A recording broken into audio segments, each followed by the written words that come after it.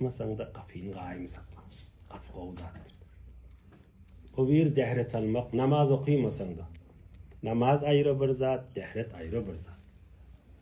Yaş oğlanlara, yaş gelin kızlara köprüye gaydın, çağıçıklara çedin. Men namaz başlamadım, men namaz okuyamak deyip dehret bereketinden kalmasınlar. Dehret özü bir nur, dehretin periştesi var, dehretin sogabı var, dehret bir suyucu zat, dehret dert diýerler insanış parmaklarından giriyor, ya ayak parmaklarından giriyor, ya ağız burundan giriyor. Mikropşinasında şey diyor. İnsanın bedeninde virüs, mikrop girse ya parmaklardan, ya ayağın parmaklarından, ya ağız burundan giriyor. Dehret diýerleri yüzün yumak, elin yumak, ayağın yumak da.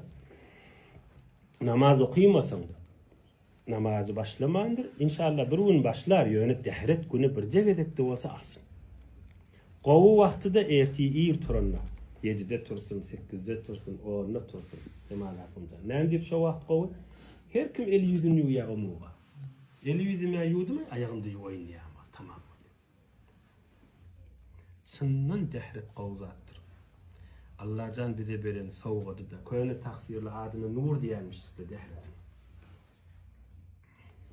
Bize pirimiz tapşyryny bir dagyga dehretsiz bolmaň, aslan ejazy ýok diýerler. Halkı zat büyür otin arasıda da otur diyorlar.